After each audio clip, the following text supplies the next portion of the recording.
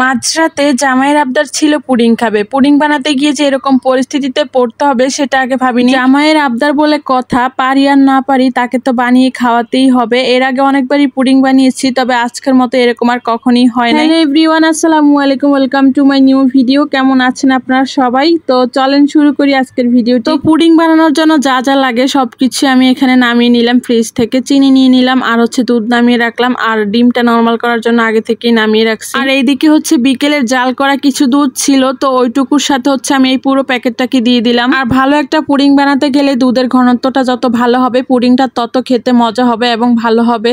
তো এই জন্য দুধটাকে বসিয়ে দিলাম। এই দুধটাকে আমি প্রায় অর্ধেকটা করে নিব। আর হালকা একটু ফ্লেভারের জন্য একটা এলাচ দিয়ে দিলাম। এলাচের পরিবর্তে ভ্যানিলা এসেন্স দেওয়া যায়, তবে ভ্যানিলা এসেন্স ছিল না, এই জন্য এলাচটা দিয়ে দিলাম। আর এইদিকে দুধে একটা পলক চলে আসছে মতো আমি ওই পাশে চুলাতে দুধটা বসিয়ে দিচ্ছি, আর এই পাশে চুলা ক্যারামেলটা বানিয়ে নিব। আমি এর আগে অনেকবারই পুডিং বানিয়েছি, তবে এই ক্যারামেলটা আমি একবারও পারফেক্ট ভাবে করতে পারি নাই। কয়বার যে আমি চিনি নষ্ট করছি এভাবে, তবে আজকের মতো এরকম পারফেক্ট ভাবে হয় নাই। তো সেটা আপনাদের সাথে শেয়ার করতেছি। আর এই ক্যারামেলটা বানানোর সময় একটা জিনিস লক্ষ্য রাখতে হবে, চুলার জালটা যেন লো আছে থাকে, কারণ তা না হলে চিনিটা পুড়ে যাবে আর ক্যারামেলটা পুরোপুরি ভাবে নষ্ট হয়ে যাবে। আর আমি এর আগে অনেকবার এইভাবে চিনিগুলা নষ্ট করছি, ক্যারামেলটাও হয় নাই, তো এই জন্য বললাম।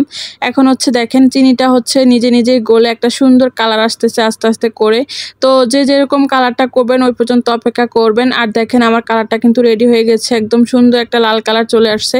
এখন আমি এটাকে যে এই বাটিতে পুডিংটা বসাবো ওই বাটিতে ঢেলে নিব। আর এই ক্যারামেলটা গরম থাকা অবস্থায় পুডিং এর বাটিতে ঢেলে নিতে হবে, তা না হলে শক্ত হয়ে গেলে আর বাটিতে সেট করতে পারবেন না। আপনারাই দেখেন আমি সাথে সাথে ঢেলে নিচ্ছি, তারপরে এটা ভালোভাবে সেট করতে পারি নাই। তো যাই হোক, পরে যখন এটা ভাপে দিব তখন নিজে নিজেই গলে যাবে। আর এখন আমি যে বেটারটা তৈরি করতে হয় পুডিং এর জন্য সেটা করে নিতেছি। এখানে আমি দুইটা ডিমকে ভেঙে নিতেছি। ডিমগুলো কিন্তু অবশ্যই নরমাল করে নিবেন ফ্রিজ থেকে। পুডিংটা বানানোর 1 ঘন্টা আগে ফ্রিজ থেকে ডিমগুলোকে নামিয়ে নরমাল করে নিবেন। আর এই তো এখন আমি একটা কাঁটা চামচ দিয়ে ডিমটাকে ফেটিয়ে নিতেছি। আর এইদিকে দেখেন ওই যে দুধগুলো চুলায় দিয়েছিলাম ওগুলো একদম অর্ধেকটা হয়ে গেছে। এখন আমি এগুলাকে ঠান্ডা করে নিব। আমি এই দুধটাকে ফ্যানের নিচে রেখে আসছি ঠান্ডা হওয়ার জন্য। আর এখানে ডিমটাকে ভালোভাবে ফেটিয়ে নিতেছি। আর এই ডিমটাকে যত ভালোভাবে ফেটানো হবে পুডিংটা তত বেটার হবে। এখন বাজে প্রায় 12টা, রাতের খাওয়া দাওয়া শেষ করছি। এই মুহূর্তে জামাই বলতেছে যে পুডিং খাবে, মানে মিষ্টি কিছু খেতে ইচ্ছে করতেছে।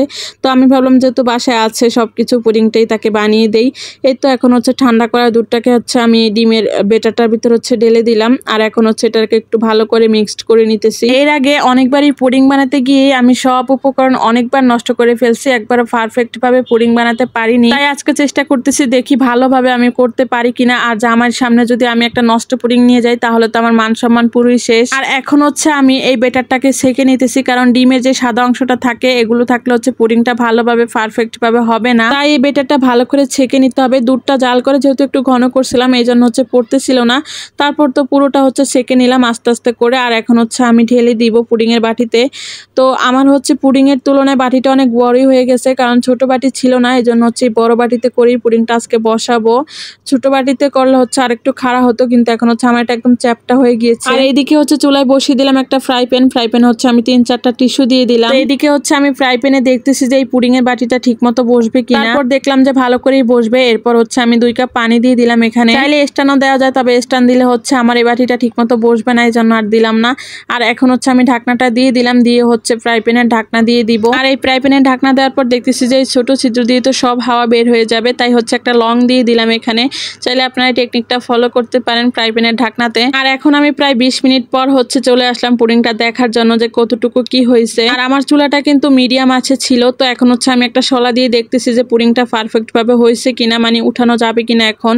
তারপর দেখতেছি যে শলার সাথে আর কোনো ক্রিমটা লেগে আসে না, তার মানে এটা পারফেক্ট ভাবে হয়ে গেছে। আমি পুডিংটা নামানোর পরপরই এটাকে ফ্রিজে রেখে দিলাম, কারণ ঠান্ডা না হতে তো আর এটা খেতে পারবো না। এই তো এখন আমি প্রায় 20 মিনিট পর ফ্রিজ থেকে পুডিংটাকে নামিয়ে নিলাম। আর এখন আমি দেখবো যে আদৌ পুডিংটা পারফেক্ট ভাবে হয়েছে কিনা, কারণ এর আগে অনেকবার আমি পুডিং নষ্ট করে ফেলছি। আর আজকে যদি নষ্ট করি তাহলে তো জামাইয়ের বকা আছেই, সাথে মান সম্মানও শেষ। ফাইনালি 2-3 ঘন্টা কষ্টের অবসান ঘটলো। মাশাআল্লাহ আজকের পুডিংটা অনেক সুন্দর এবং পারফেক্ট ভাবে হয়েছে। তবে একটা জিনিসই মিস্টেক হয়ে আছে এখানে, আমার যেহেতু বাটিটা অনেক বড় ছিল তাই পুডিংটা চ্যাপটা হয়ে গিয়েছে। মানে শেপটা আরো সুন্দর হইতো যদি বাটিটা আর একটু ছোট হইতো। তো যাই হোক, তারপর নিজের হাতে যে সুন্দর এবং পারফেক্ট ভাবে পুডিংটা বানাইতে পারছি এটাই অনেক আমার কাছে। তো পুডিং বানাতে বানাতে তো প্রায় 1:30টার মতো বেজে গিয়েছে। তো যাই হোক, তারপর জামাই এখন অনেক খুশি, কারণ সে সে আবদার করছে, আমি বানাতে দেরি করি নাই। আর আমার কাছে এটা অনেক ভালো লাগছে তাকে খাওয়াতে পেরে। আর আমার সব থেকে বেশি ভালো লাগতেছে, এর আগে আমি অনেকবার ট্রাই করছি পুডিং বানানোর জন্য, একটা পারফেক্ট পুডিং বানানোর জন্য, কিন্তু আমি পারিনি। তবে এবার হচ্ছে আমি সফল হয়েছি বানাতে গিয়ে, এটাই হচ্ছে আমার কাছে অনেক ভালো লাগতেছে। আর পুরো রেসিপিটা তো আপনাদের সাথে শেয়ারই করলাম। আমার এই ভিডিওটা যারা নতুন আপু দেখছেন, মানে পুডিং বানাতে পারেন না, তারা দেখে অবশ্যই বানিয়ে নেবেন আর আপনাদের জামাইকে খাওয়াবেন। পুডিং বানিয়ে জামাইয়ের আবদার পূরণ করবেন আর সুন্দর সুন্দর গিফট নিয়ে নেবেন জামাইয়ের থেকে। তো যাই হোক, অনেক অনেক কথা বলে ফেললাম আজকের ভিডিওটাতে। যেহেতু আমি দিনে ভয়েস ওভার দিতেছি, হয়তোবা অনেক নয়েজ আসতে পারে, আপনারা সবাই হচ্ছে ওগুলো অ্যাভয়েড করবেন। আসলে আমি একটু অসুস্থ, তাই হচ্ছে রাতে আর ভয়েস ওভার দিতে পারি নাই, তাই দিনেই দিতে হয়। আর আমার আজকের এই ভিডিওটি যদি আপনাদের ভালো লেগে থাকে তাহলে অবশ্যই টাইমলাইনে শেয়ার করে রেখে দিতে পারেন। ভিডিওটি যেখান থেকে দেখতেছেন অবশ্যই একটি লাইক, কমেন্ট এবং শেয়ার করে দিবেন। আজকের ভিডিওটি এই পর্যন্তই রাখতেছি, দেখা হবে নেক্সট ভিডিওতে। ভালো থাকবেন সবাই, আল্লাহ হাফেজ।